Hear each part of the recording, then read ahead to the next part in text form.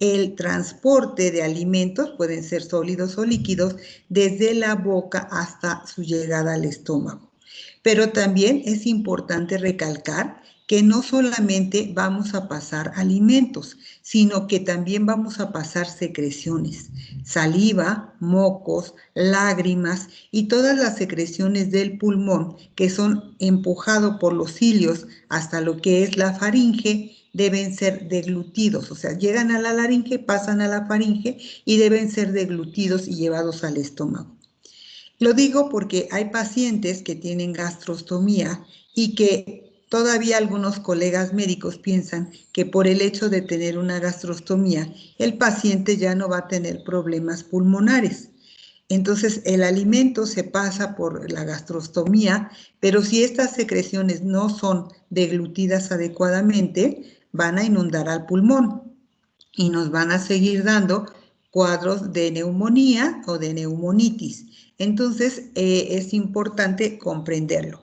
Y aquí estamos viendo en esta imagen, vean cómo cuando viene el bolo, esto que es la epiglotis tapa la vía aérea, pero para que lo tape, el hueso yoides y la laringe van a caminar arriba y adelante. Entonces, este es el movimiento que permite que bascule la epiglotis y el alimento vaya por la parte de atrás. Esto es el esófago. El esófago es un tubo colapsado que va a estar coronado por un esfínter esofágico superior que solamente se abre en forma fisiológica durante 3 eventos. Cuando deglutimos, como en este, cuando eructamos y cuando vomitamos. Entonces vean toda la implicación que tenemos en esta fase faríngea y lo complejo que es. En este esquema les quiero mostrar cómo el bolo debe de ir hacia la faringe y debe elevarse el velo del paladar que está representado aquí y pegarse con la pared de la faringe para que cuando el bolo pasa no ascienda y vaya a la rinofaringe. Luego que pasa, la raíz de la lengua tiene que ascender para que tampoco permita que el bolo regrese a la boca.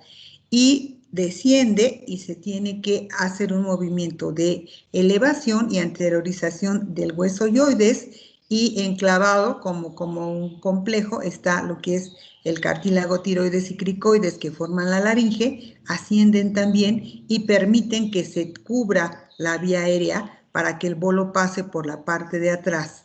Se abre el esfínter esofágico superior y siga su camino, su trayectoria por todo el esófago hasta llegar al estómago. Entonces, en este proceso de la deglución, vamos a ver que están involucrados más de 30 pares musculares, 5 o 6 de los pares craneales, y eso sin contar el óptico y el olfatorio, que de manera indirecta pueden participar en la deglución, y los 4 primeros pares de nervios cervicales. ¿Por qué? Porque va a haber una interrelación entre la mecánica respiratoria y la deglución. Estas son funciones que son recíprocas. Si yo respiro, no degluto, y cuando degluto, no debo respirar. Cuando esto se atora y en algún momento respiro y degluto, entonces me voy a atorar. Y puede ser desde que me atore y tosa hasta que tenga una invasión de la vía aérea y pues incluso con la posibilidad de morir rápidamente. Para comprender esto de la deglución, también es importante entender que hay 2 formas para desencadenar la deglución. Una es la forma involuntaria, que es la que usamos para pasar saliva entre comidas o durante el sueño. Es como un arco reflejo más sencillo. Esta también es la forma que utiliza el bebé para alimentarse durante los primeros meses. Pero luego viene la alimentación complementaria y entonces ya el bebé empieza a aprender otras formas de comer, que es cuando va a participar la corteza cerebral y ya en un adulto o en una persona que come de forma voluntaria, sabe manejar el bolo con la boca y cuando está listo este bolo, lo va a mandar hacia atrás para iniciar la deglución. Entonces, estas son las 2 formas como tenemos de poder deglutir o tragar. Entonces, es importante comprenderlas para que después podamos entender cuando esto disfunciona, por qué pasa así. También es interesante saber que el bebé empieza la deglución en una semana muy pronto, en la semana 12, antes de que pueda succionar. La succión se da en una forma más tardía, cuando empieza a meter el dedo a la boca y el trigémino se mieliniza y empieza a tener succión. Pero como permanece en un medio acuoso, el bebé deglute antes que succionar.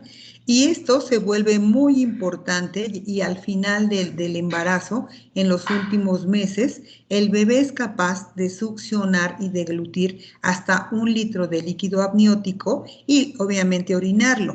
Esto le da regulación de líquido, pero también le da un aprendizaje motor muy importante.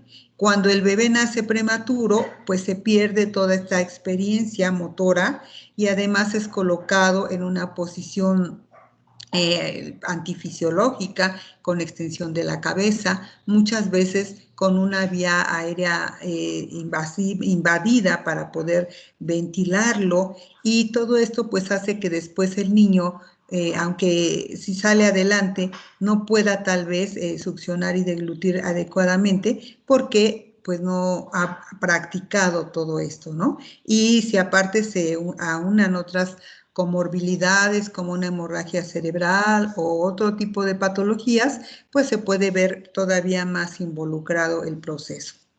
Entonces les comentaba que hay una forma como más sencilla, que es el arco reflejo, como el que aprendimos en la secundaria, en donde un dedo toca la llama del cerillo y entonces el dedo capta el estímulo de calor y el estímulo nociceptivo y viaja por una vía aferente a médula espinal, al pilar posterior, hace una sinapsis con el pilar, con el asta anterior de la médula, y ahí viene una respuesta eferente con una respuesta motora de retirada del dedo.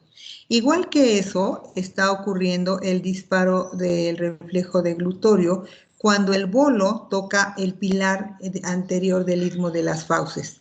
Entonces, vía noveno par va a viajar por una vía aferente, pero no va a ir a la médula, sino al tallo cerebral.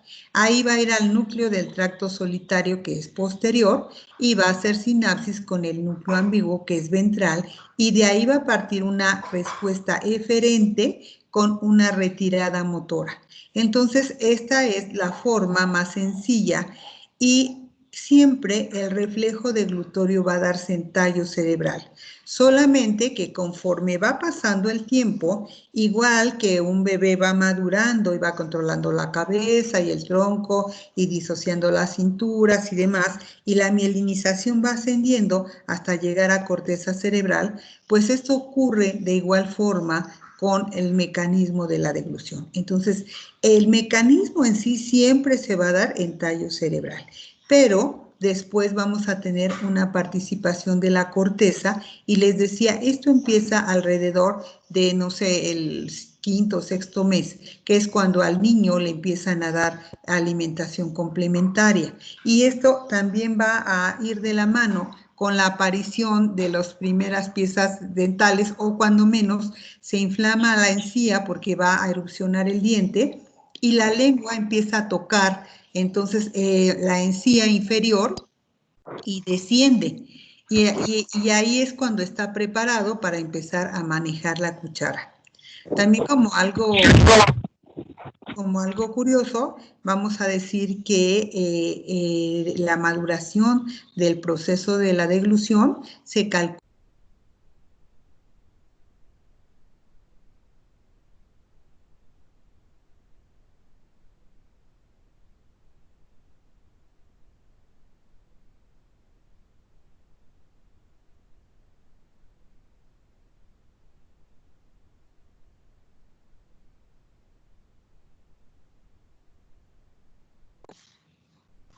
Hola, ¿me escuchan?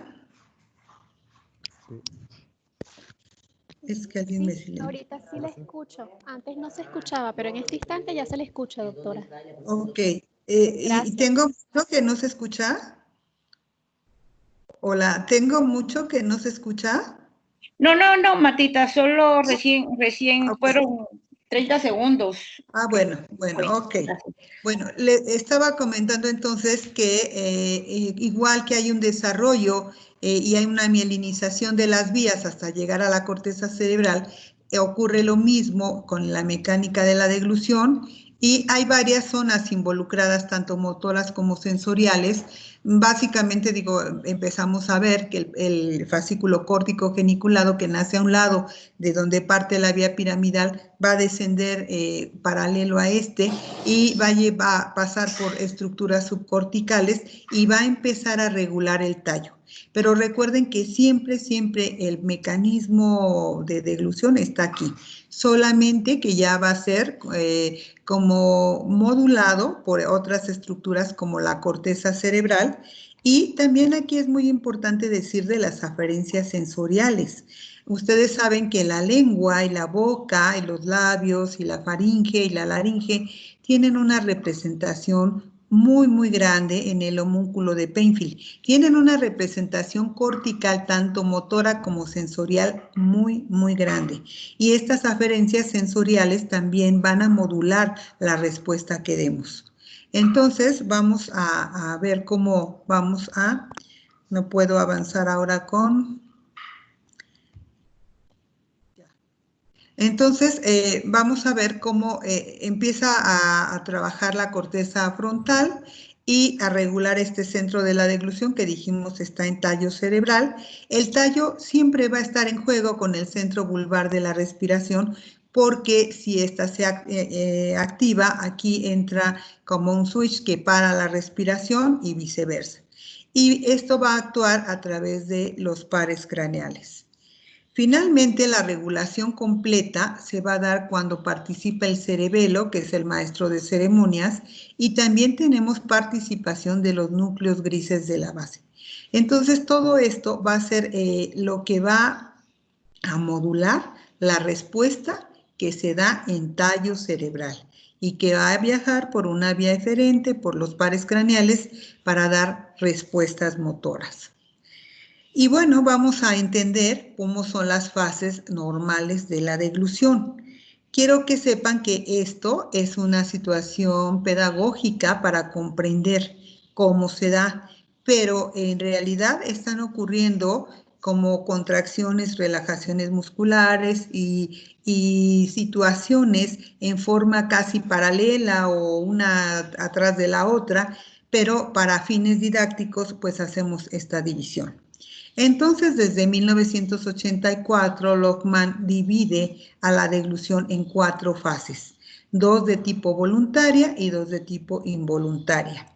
Entonces, están de forma voluntaria la fase oral preparatoria y la fase oral de transporte, pero aquí vamos a ver también una fase anticipatoria que si bien no está descrita, pues es importante. Ahora la vamos a revisar. Después de esta fase de transporte o propulsión, se debe dar el reflejo del disparo deglutorio, que ya dijimos va a tallo cerebral, y va a dar una respuesta, y eso va a permitir que pasemos a la fase faríngea y a la fase esofágica, que son involuntarias.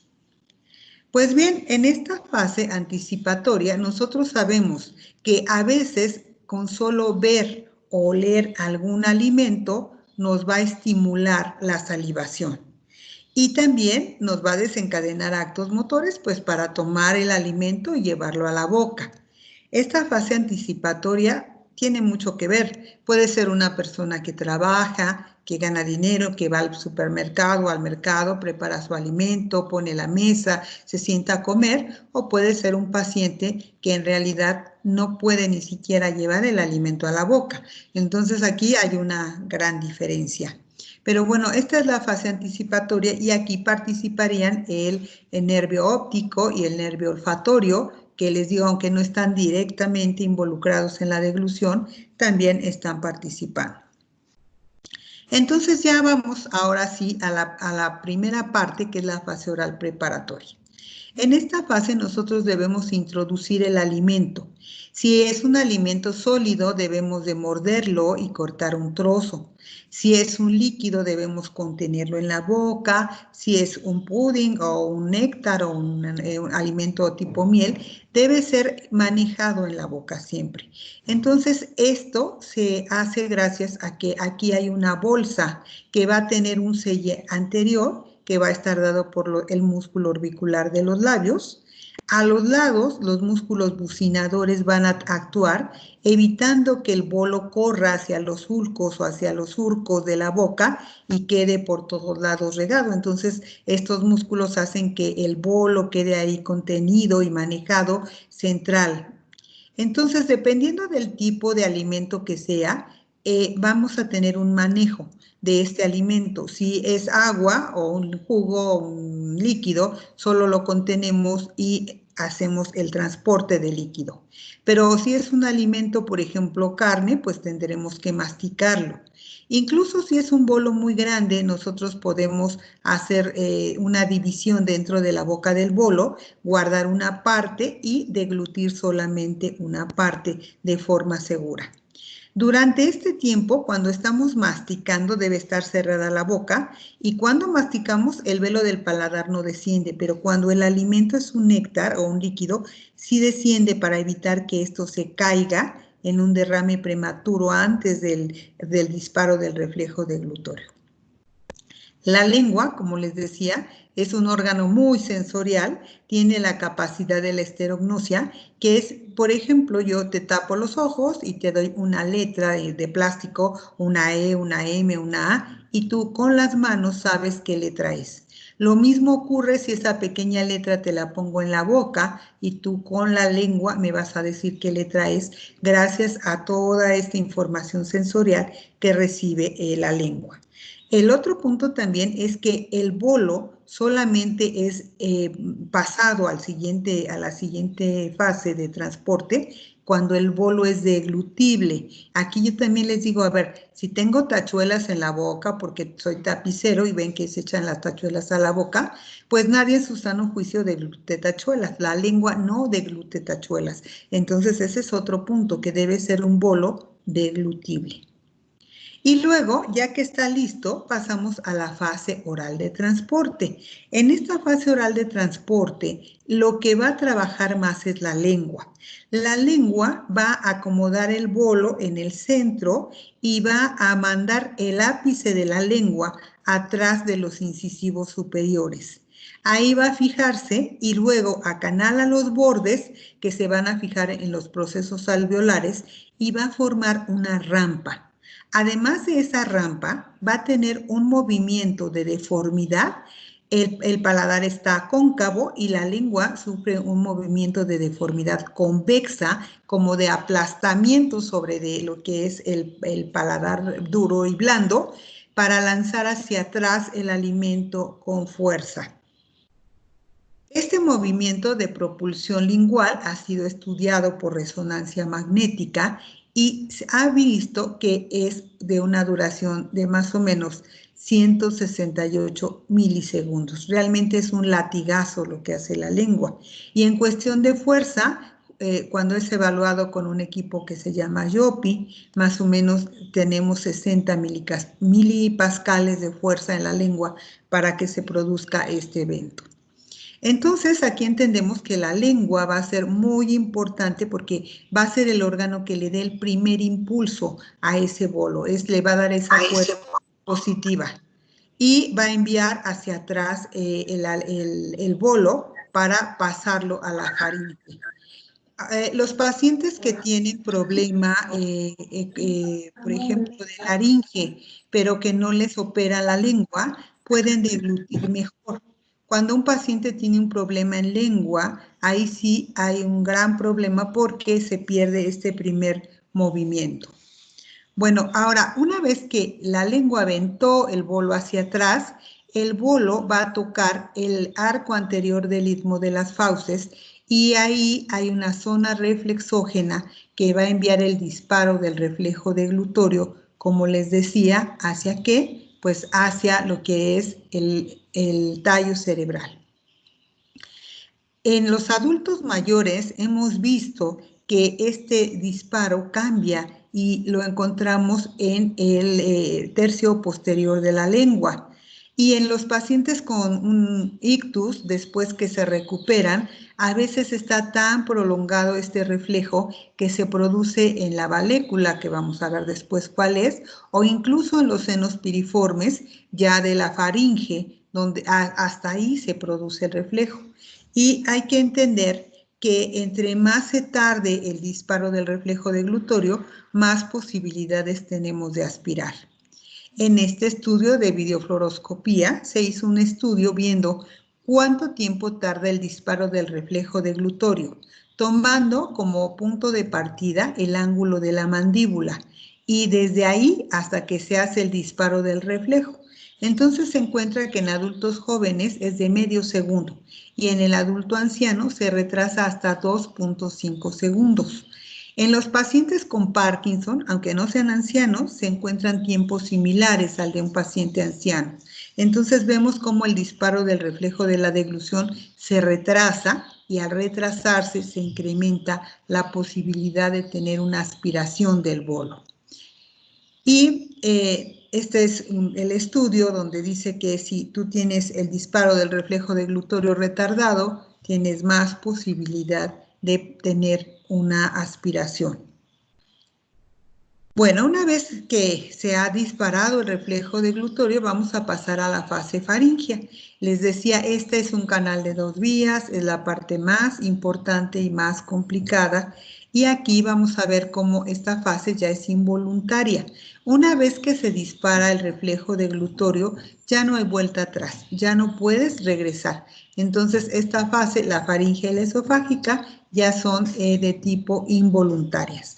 Y decíamos que aquí encontramos la encrucijada aerodigestiva. Entonces, vamos a permitir que el bolo pase sin que se vaya otra vez de regreso a la nariz o a la boca. Debe proteger la vía aérea y debe conducir el alimento hacia el esófago. Entonces, todo esto se da en esta fase faríngea. ¿Qué pasa cuando el bolo toca este punto en el pilar anterior del istmo de las fauces? Se produce el disparo de reflejo deglutorio y lo primero que hacemos es entrar en apnea. Luego, el velo del paladar debe de ascender y de tensarse y de pegarse a la pared posterior de la faringe, la cual camina hacia adelante para hacer un buen sello. Y el bolo va hacia atrás y cuando el velo funciona bien, no puede ir a la rinofaringe. Inmediatamente del paso del bolo, la raíz de la lengua debe ascender para que el bolo tampoco pueda regresar a la boca y también para que no se pierda esa presión positiva, ese empujón que le dio la lengua para que vaya hacia abajo. Aquí en esta imagen, vamos a ver si se ve el cursor, tenemos la faringe desde la base del cráneo, la rinofaringe, la orofaringe y en este punto es a donde debemos de proteger la vía aérea, los constrictores hacer como una especie de duya, empujar el bolo y abrir este esfínter que vean está cerrado y para que siga por su trayecto por lo que es el esófago, este bolo. Entonces, en la fase faríngea, pues lo primero que tenemos es la fuerza de propulsión de la lengua, luego la fuerza de los constrictores medio e inferior de la faringe, que actúan como una duya exprimiendo el bolo para que vaya hacia abajo, y cuando se logra vencer el esfínter esofágico superior, por debajo encontramos una presión negativa que hace que el bolo sea absorbido y pase de una sola vez limpia y de forma adecuada. Y todo esto unido también a la fuerza de gravedad por el peso que tiene el bolo y que está yendo en un sentido de arriba hacia abajo. Y todo lo que está arriba, bueno, pues baja por esa gravedad. Entonces, decíamos que uno de los puntos importantes era el sellado del vestíbulo laríngeo, que es de entrada a la vía aérea. Aquí ustedes están viendo los anillos traqueales. Entonces, esto es el vestíbulo laríngeo. Esto es anterior y esto es posterior. Esto que vemos aquí es la epiglotis. Estas son las cuerdas vocales falsas y verdaderas o bandas ventriculares. Estos son los cartílagos aritenoides y estos son los pliegues aritenoepiglóticos. Entonces, necesitamos que haya un ascenso del hueso yoides y de la laringe para que se produzca la protección de esta área, de esta zona respiratoria. ¿Y cómo va a ser? Vamos a ir de abajo arriba.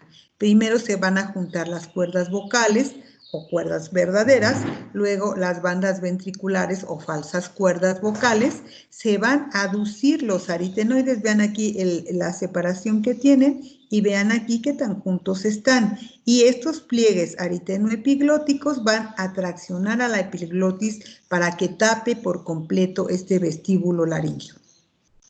Esto es el esófago. Les decía que el esófago que es un tubo colapsado coronado por el esfínter esofágico superior, que solamente siempre está descargando la motoneurona aquí para mantenerlo cerrado. Esto es con la función de que cuando hablemos no traguemos aire y tengamos aerofagia. Entonces siempre está cerrado y solo se abre para que deglutamos, para eructar y para vomitar de forma fisiológica. Entonces decíamos, este cierre del vestíbulo laríngeo va a aducción de cuerdas vocales y bandas ventriculares, aducción de aritenoides y inversión epiglótica para proteger la vía aérea. Pero fíjense que para que esto ocurra tenemos que tener que el hueso yoides y que está enclavado con lo que es el cartílago tiroides y cricoides de la laringe tengan un movimiento hacia arriba y hacia adelante. Vean en estas imágenes, esto representa al hueso yoides y este representa al cartílago tiroides. Y durante una deglución vean hasta arriba y hasta dónde se fue adelante el hueso yoides y el cartílago tiroides lo sigue, pero no solo lo sigue, vean que también se acerca. La distancia que hay de aquí a acá no es igual a la distancia que hay de aquí a acá. Entonces, esta elevación y anteriorización del yoides, que por ende ocurre en la laringe, es lo que va a permitir que se proteja la vía aérea, como vimos. Tiene que ocurrir cuando menos 50% de la elevación de esta laringe para que se pueda dar el cierre de las cuerdas vocales, las bandas ventriculares, la aducción de aritenoides y la basculación de la epiglotis. Entonces todo eso va a hacer pues que se proteja muy bien la vía aérea. Esto también permite la apertura del esfínter esofágico superior y evidentemente pues el paciente va a quedar con menos residuos en la garganta, va a necesitar menos degluciones repetitivas. Entonces este movimiento de ascenso pues es sumamente importante. Y este movimiento de ascenso y descenso está dado por un grupo de músculos que forman el piso de la boca, que se llaman, este es el yoide, los que están por arriba son los 4 suprayoideos y por debajo los 4 infrayoideos.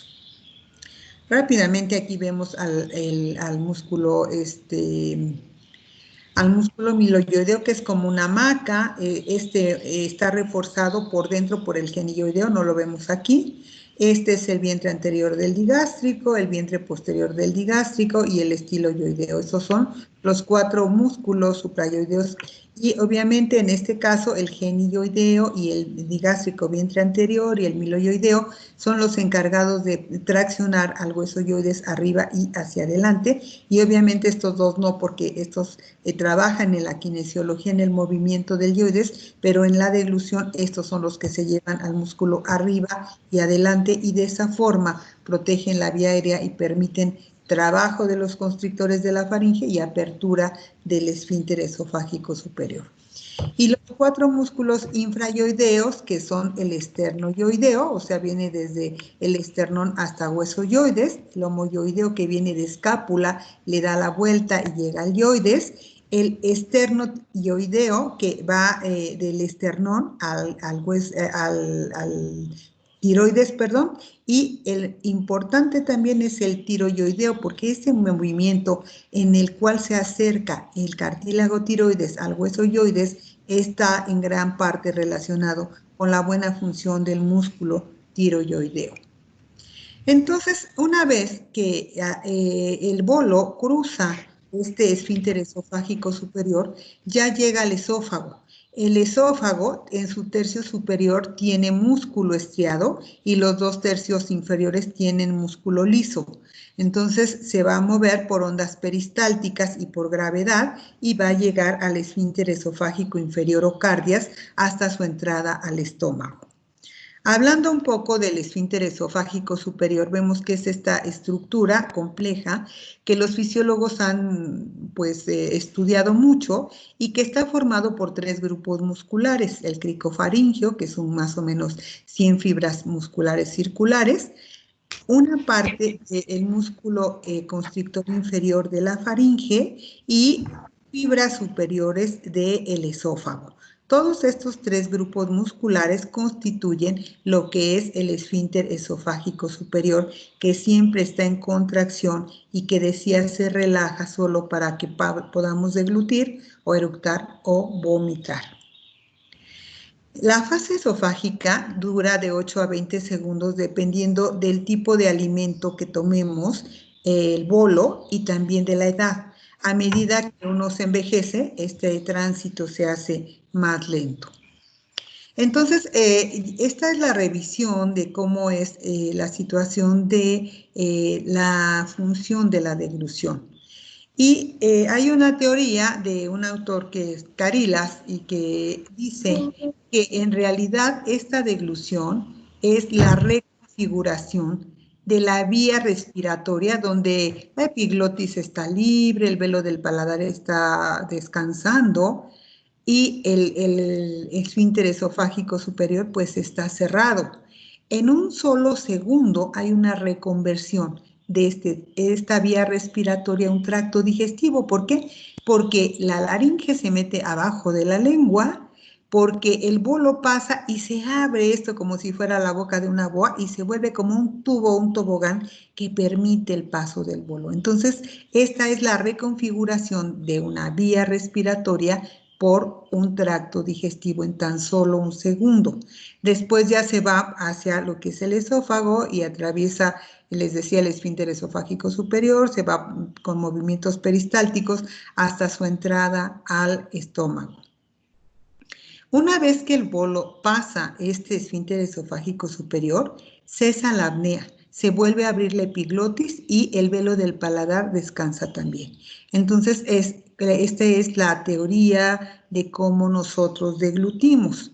Y vamos a ver que esta deglución del bolo por diferentes momentos se va a deber a 2 cosas. Por un lado, la fuerza de algunos músculos y por otro lado, un sistema de válvulas. Entonces, los músculos le van a dar una presión positiva o de empuje, como veíamos desde la lengua, pero este juego valvular de cuando sube el velo del paladar y se adosa bien hasta la pared posterior de la faringe hace que no se pierda y que esta fuerza vaya hacia abajo. Les decía, este esfínter esofágico superior por debajo tiene una presión negativa y eso absorbe el bolo para que pase de una sola vez y pase de manera limpia. Entonces, esto es la forma como el bolo va de arriba hacia abajo de forma normal y esa es la orientación y el desplazamiento que tiene hasta el estómago. Entonces estamos viendo este juego, pero cuando falla la fuerza muscular de algunos músculos o falla las válvulas, entonces esto se va a comprometer y vamos a tener una falla. Ahora vamos a ver que la deglución normal debe tener 2 características. Una debe ser eficaz. ¿Qué quiere decir con eficaz? Que me permita tomar la cantidad de líquidos y sólidos necesarios para mantener mi homeostasis. Los pacientes con ELA, a veces con ELA vulvar, a veces debutan con un problema de disfagia y también con un problema de voz.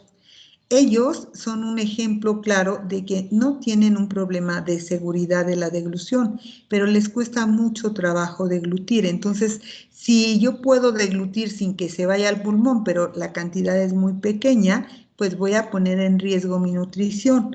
Entonces debe tener esta deglución la capacidad de la eficacia para que yo pueda tomar los líquidos y sólidos necesarios para mantener la homeostasis. Y la otra característica es que debe ser segura, y aquí me estoy refiriendo a que el paso del alimento vaya por la vía correcta y nunca invada la vía aérea, dándonos complicaciones pulmonares. Entonces, vamos a ver este pequeño video de cómo deglutimos y vamos a comprender un poquito más el proceso de la deglución.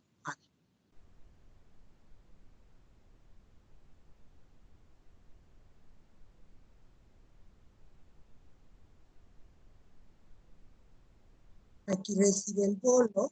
Vean.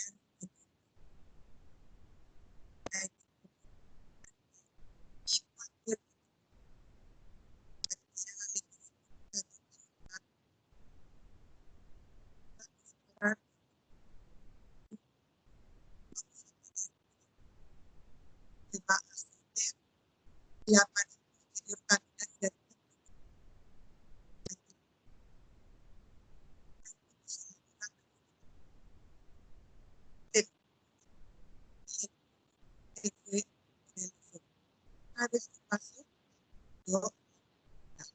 Entonces, bueno, este pequeño video explica lo que les estaba contando.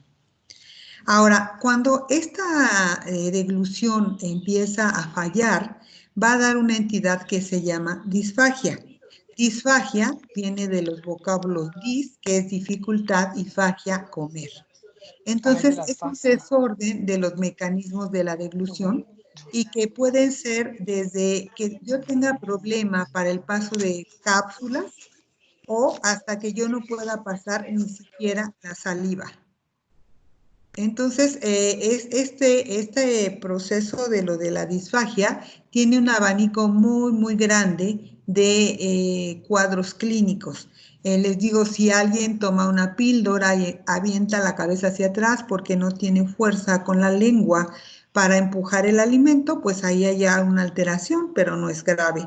Y hay pacientes que llegan después de un EBC o una cirugía o un traumatismo cráneoencefálico con un riñón escupiendo la saliva porque no pueden pasarla y porque tienen una disfagia muy severa.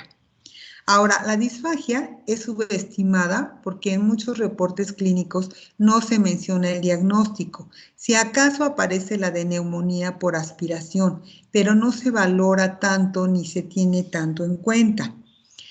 A pesar de que la disfagia está clasificada dentro del Código de Enfermedades, el Código Internacional de Enfermedades, tanto en el ICD-9 como en el ICD-10, que es el más reciente. Entonces, el ICD-10, si nosotros vemos, el código es R13 para disfagia y 169.391 para una disfagia asociada a un ictus o a una enfermedad cerebrovascular. Entonces, algo que vamos a poder hacer es ahora, primero darnos cuenta cuando el paciente tiene disfagia, luego mencionar el diagnóstico de disfagia y podemos poner los códigos del ICD-10, que es el más reciente. ¿Cuál es la incidencia de la disfagia? Se estima que en Estados Unidos existen entre 6 y 15 millones de pacientes adultos y un número desconocido de niños. En Japón, 8 millones. En México, como siempre, no tenemos una estadística. Lo que es importante es que, miren, de los pacientes con un ictus o un EBC, la disfagia se va a presentar entre el 25 al 50% de los casos. Y cuando hay cáncer en cabeza y cuello tratado con radioterapia, la disfagia se va a presentar en más del 50% de los pacientes. Entonces la incidencia es alta. También hay que aclarar que aunque la disfagia se presenta a cualquier edad, va a tener mucha más representación en los niños recién nacidos. ¿Por qué? Porque están naciendo más prematuros cada vez, prematuros extremos que sobreviven, pero que pueden quedar con una alteración de este tipo o porque tengan alguna alteración, ya sea una atresia esofágica, no sé, alguna alteración en las coanas, alguna situación estructural, pero mucho es la prematurez. Y en el paciente adulto, porque igual que ya no vemos bien y usamos lentes porque tenemos presbicia, algunos pacientes pierden la audición y se llama presbiacusia, y los pacientes que tienen problema para deglutir relacionado con la edad se llama presbifagia. Entonces, el doctor Pere Clavé, que es el máximo representante de la Sociedad Europea de Trastornos de Deglución y Disfagia, da una regla de los 50. Él dice que de los pacientes adultos mayores, el 50% va a tener algún grado de disfagia.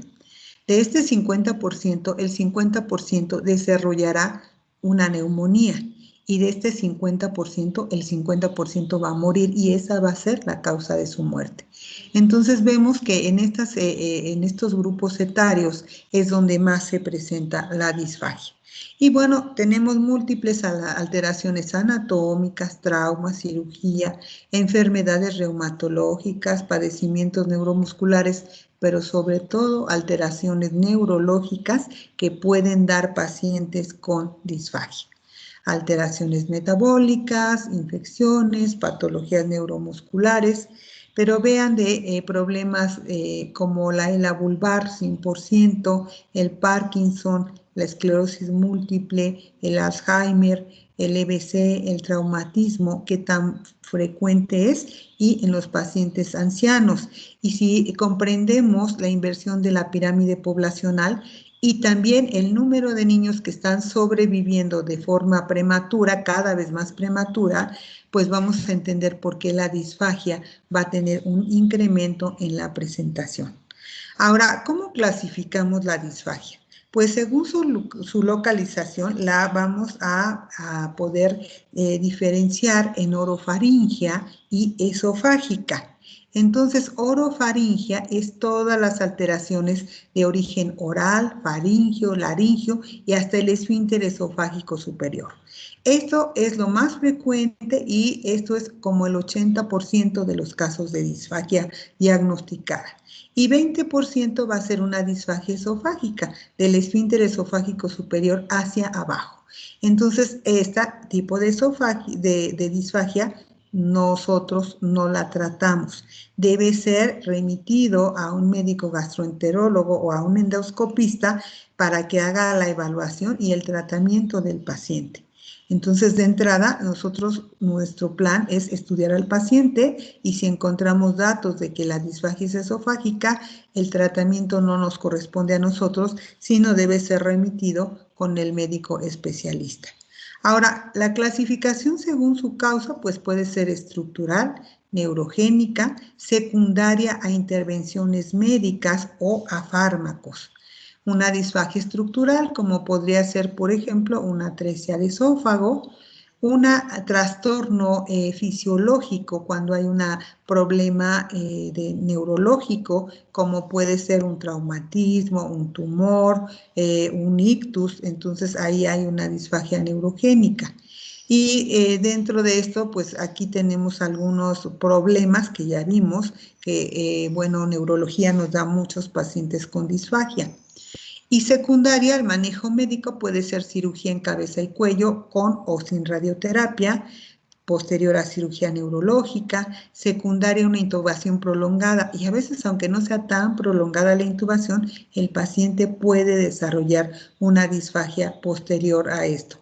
Y secundaria fármacos, hay muchos fármacos que van a influir en la alimentación, desde que puede tenerse dado al paciente, desde que le dé un sabor a metal en la boca, le disminuye la salivación, le disminuye el apetito. Entonces hay muchos fármacos que pueden alterar la deglución, y claro, hay algunos que pueden mejorarla. Por ejemplo, un paciente con Parkinson, con su medicamento y en estado ON, funciona mejor que sin él y en estado OFF. Pero en realidad lo que debemos ver es qué medicamentos está tomando el paciente para comprender un poquito más qué le está pasando. Y según la severidad de la disfagia la podemos clasificar en leve, moderada y severa. Aquí es una clasificación que, bueno, leve tendrá algunos problemas para comer, necesitar alguna ayuda, pero la alimentación oral es adecuada. En una moderada ya está en riesgo la nutrición del paciente y en una severa el paciente no puede comer por la boca y tendrá que utilizar una vía enteral para su alimentación. Recuerden que las características de la deglución dijimos que debe ser eficaz y segura. En cuanto a seguridad, ¿qué fallas podemos tener? Vamos a ver que puede existir algo que llamamos penetración y algo que es aspiración. ¿Y cómo referirnos a ella? Esta es una imagen vista por un nasofibroendoscopio, esto es la epiglotis, las cuerdas vocales. Estos son los senos piriformes, el paciente ya deglutió y vean que quedaron restos aquí. Esto es una penetración laringea. Pero, ¿cuál es la diferencia entre penetración y aspiración? Las cuerdas vocales. Cuando el alimento queda por encima de las cuerdas vocales, decimos que el alimento está penetrado. En cambio, cuando rebasa el nivel de las vías de las cuerdas vocales, decimos que el alimento está aspirado. Esta es la epiglotis y este es un bolo. Y vean, va directo a la vía aérea y ya nadie lo detiene. Entonces, esta es una aspiración. Ahora, si en esta aspiración el paciente tose, siente que se ahoga, tiene sensibilidad, bueno, pues es una aspiración con una sensibilidad más o menos adecuada. Pero hay pacientes que están tan mal que no tienen nada de sensibilidad y que se les va el pedazo de galleta o de sopa o el alimento que ustedes quieran o el jugo a la vía aérea y ellos no tosen, no carraspean, no tienen ninguna señal y a esto le llamamos una aspiración silente. Entonces, estas son alteraciones de la seguridad del paciente. Las manifestaciones de la disfagia van a ser múltiples, desde una ligera dificultad para iniciar la deglución, les digo, avienta la cabeza atrás para pasar las cápsulas, hace bolos más pequeños, no sé, cosas así, hasta que realmente llegue escupiendo la saliva porque no puede deglutirla. ¿Cuáles son los síntomas? Tos durante o después de la deglución, sensación de ahogo, sensación de que el alimento o residuo se queda pegado en la garganta y muchas veces cuando hacemos una videofluoroscopía y le decimos al paciente, señálanos dónde se queda atorado el alimento, pues corresponde perfectamente al sitio donde el alimento se encuentra visible en ese estudio. Dolor durante la deglución, que es odinofagia, no es muy frecuente, pero pues se puede presentar, sensación de bulto en la garganta, tiempos de comida prolongados, mayores de 40 minutos en los adultos, salivación profusa que evite determinados alimentos, una alteración del patrón masticatorio, cuadros de neumonía desconocida. ¿Y qué datos sugestivos tenemos? Un paciente que dice, no se me atora, yo como bien, pero está teniendo infección de vías aéreas inferiores recurrentes. O está perdiendo peso sin estar a dieta, o está mostrando un miedo para alimentarse que puede decir, no, es que ya no me gusta comer barbacoa o carnita o carne, no sé, pero en realidad ya no la puede pasar. Y también, pues la falta de motivación para comer que se exacerba cuando le damos al paciente puras papillas y pensamos que así se va a alimentar. Los signos comunes son derrame anterior, eso quiere decir que se escurra la comida, que el sello del orbicular de los labios no se dé de forma adecuada y entonces pues se derrama la comida. Y si no sirven los bucinadores, pues el bolo se regará por toda la boca. Entonces, retención y residuo de alimento en cavidad oral es lo que vamos a ver.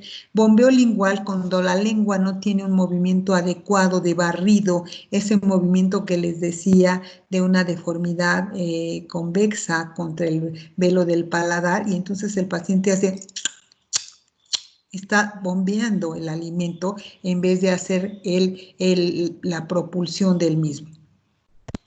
Podemos ver una retracción en la base lingual y en la pared posterior de la faringe. Podemos ver una caída prematura del bolo antes de que yo decida deglutir cuando la deglución está siendo voluntaria, cuando ya hay participación de la corteza. Un retardo en el disparo del reflejo deglutorio, les digo que es medido por el tiempo que transcurre desde que el bolo está en el ángulo de la mandíbula hasta que se produce el disparo del reflejo deglutorio, la regurgitación oral, la regurgitación nasal, y por estudios de videofluoroscopía o FES podemos ver acúmulos o residuos, degluciones múltiples, la penetración, que se acuerdan que es que el bolo entra al vestíbulo laríngeo pero no rebasa las cuerdas vocales, la aspiración, que es cuando el bolo ya se introduce a la vía aérea por abajo de las cuerdas vocales, debilidad en la contracción faríngea, que vamos a ver el signo va a ser que se quede el alimento en los senos piriformes, una disminución o un retardo en la apertura del esfínter esofágico superior y la presencia de reflujo. Ahora, ¿cómo vamos a empezar a estudiar? Va a haber 2 clases de esto, pero bueno, quiero hablarles ahora del método de cribado, el I10. Esta herramienta está ya aceptada, estudiada y demás, y puede parecer tonta. Digo, puede parecer tonta porque un paciente o una persona que está con un intelecto adecuado, bien de sus funciones y todo, pues es capaz de decir, se me atora la comida, me pasa esto. Pero vamos a pensar en los ancianos institucionalizados o domiciliados, que muchas veces nadie va y le dice cómo estás comiendo, ni se da cuenta, y a veces creemos que hacen cosas porque son mañosos y no porque no pueden hacerlo, ¿no? Como por ejemplo sacarse un pedazo del bolo porque no lo pueden manejar completo, o morderlo con los dientes, la cuchara, y regresarlo al plato, en fin, ¿por qué? Porque no puede manejarlo, y él no puede explicarlo y nadie se está dando cuenta de lo que pasa. Otros pacientes porque tienen una patología neurodegenerativa cerebrovascular que tampoco les permite una buena comunicación, pacientes con cirugía o con radioterapia y pacientes con neumonía de repetición. Entonces son 10 preguntas a las cuales hay que ponerle, pues, marcar los puntos positivos. Parece muy fácil, pero esto es un screening importante que se puede hacer en los ancianatos o con los pacientes que tienen alguna enfermedad o que tienen edad, para que nos demos cuenta si el paciente está teniendo datos de problema en la deglución. Si están positivos 3 o más de estos puntos, el paciente deberá ser estudiado de forma cuidadosa para ver si está asegurada la deglución en cuanto a que es segura y eficaz. Y para los niños hay una cosa que se llama PEDI-10, que es este mismo, y vamos a pedirle al padre que además de que ponga si sí o si no, califique del 0 al 4, donde 0 es nunca y 4 es siempre, tiene estos problemas, ¿no? Entonces, aquí están esta tabla, y entonces en esta tabla vamos a ver cuántos puntos tiene el niño, y de esa forma nos vamos a dar cuenta si está en riesgo, igual 3 o más puntos, no, pues está teniendo problemas, entonces hay que estudiarlo.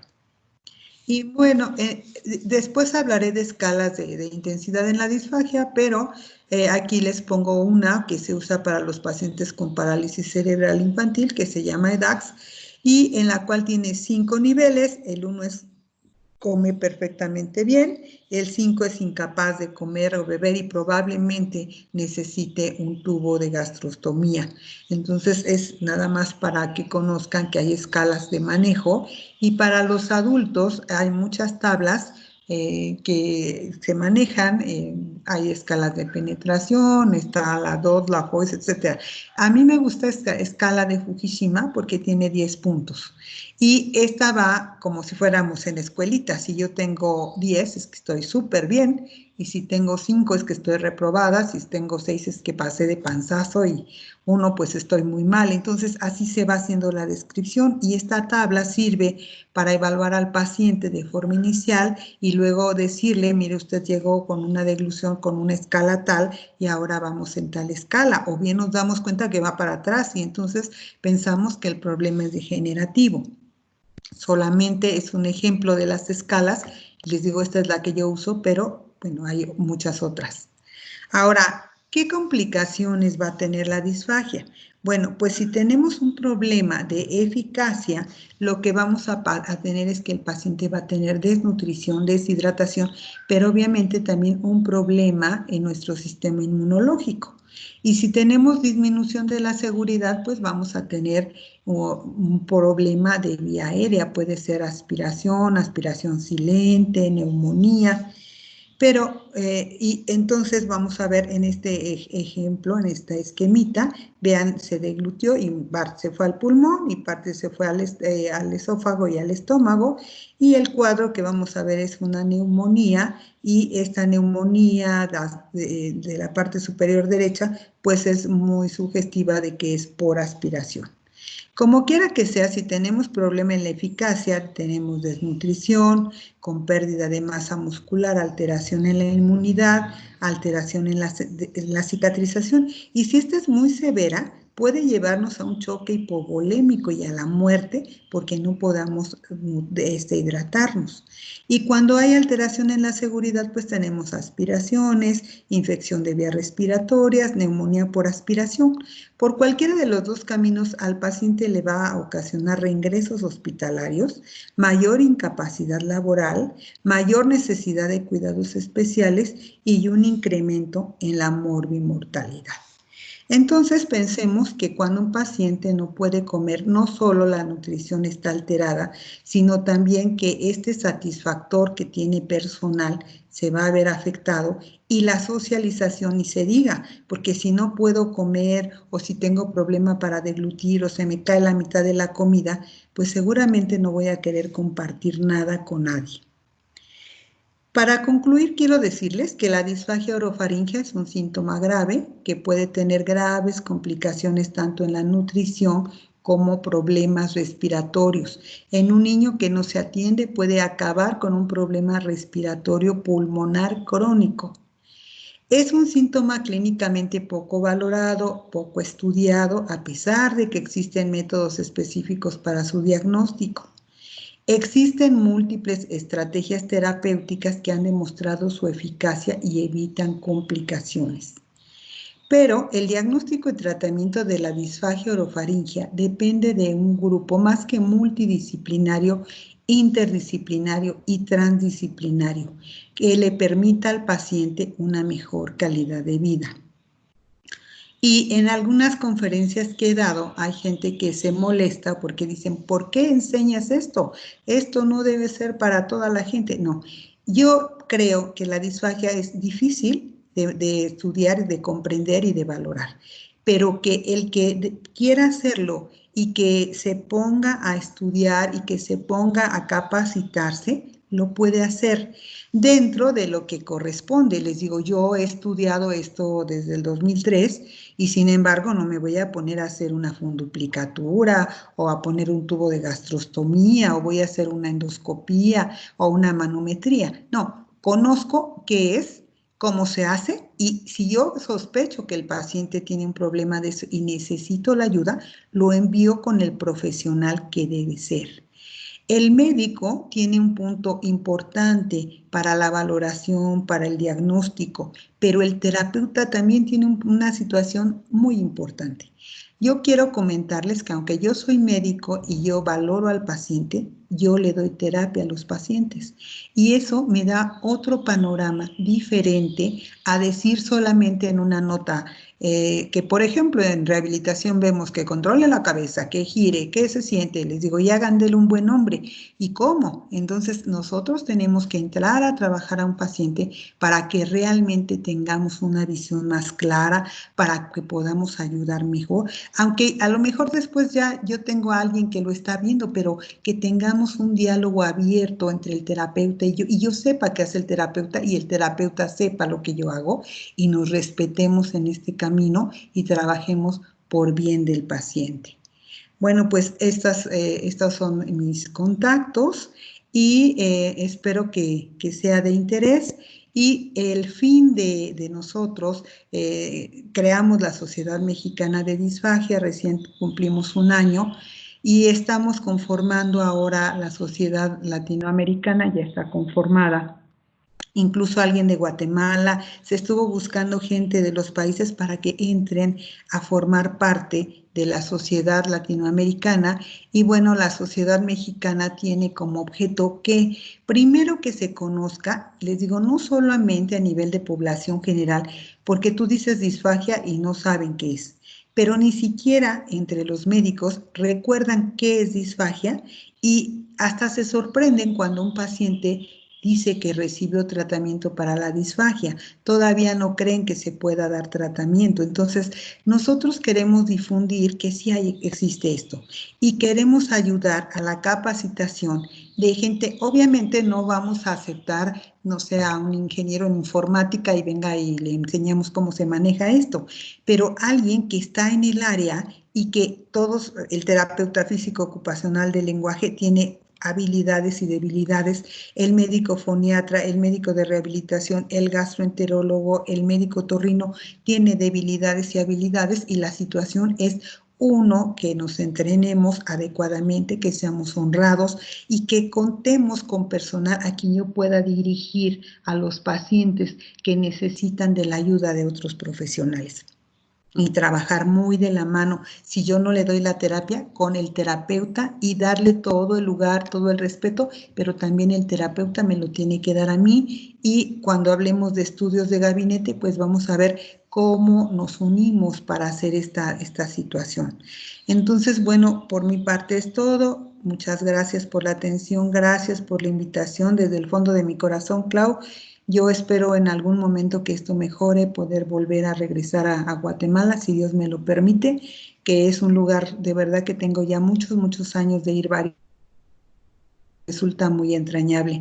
Gracias a todos por su atención, por el tiempo que me prestaron y pues bueno, yo quedo a la orden. Martita, pues nuevamente agradecerle muchísimo la charla. Quiero saber si tienen preguntas por aquí, si tenemos alguna pregunta, si alguien quiere hacer alguna intervención o comentario. Quiero comentarles, volverles a insistir que la segunda parte de la charla, que se llama Evaluación y Tratamiento del Paciente con Disfagia, la vamos a realizar el día 17, próximo miércoles de junio, a las 6 de la tarde. Martita, tenemos, creo que nos has dejado nuevamente anonadados a todos. Como tú dices, pues aquí con ganas de más. Todos agradeciendo en el chat. Hay muchísimos agradecimientos expresando lo interesante del tema, que es una información muy valiosa.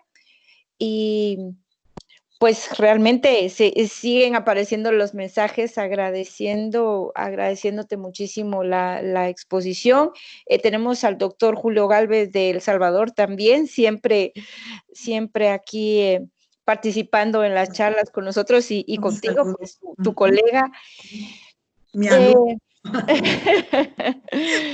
Bueno, pues aquí muchísimas gracias, doctora, por los aportes y entonces, Martita, no me queda más que agradecerte nuevamente, quedamos a la espera, estamos hablando pronto. La doctora Helga Luna también te saluda.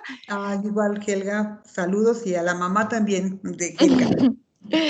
Bueno, sí, ¿verdad? Pues por ahí está saludando la doctora y muchísimas gracias, dice la doctora a Helga. Así que, Martita, nuevamente mil gracias. Esperamos verte pronto aquí en Guatemala. También para nosotros siempre ha sido un gran gusto. Pues tuvimos la oportunidad de compartir contigo las veces que has venido y siempre nos quedamos con ganas de más y con el gran gusto de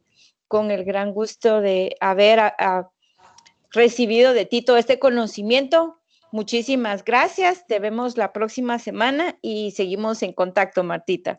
Pues todo el mundo a cuidarse, que Dios nos cuide a todos y bueno, Gracias. hacer oración y pedir porque esto pare pronto y porque podamos volver a vernos y abrazarnos, si Dios nos lo permite. Muchas gracias a todos de verdad, de corazón, y tú sabes que tengo un cariño entrañable por Guatemala. Gracias, Martita. Gracias, gracias. Un Saludos besito en a casa todos. también. Un beso. Gracias. Adiós. Muchas gracias.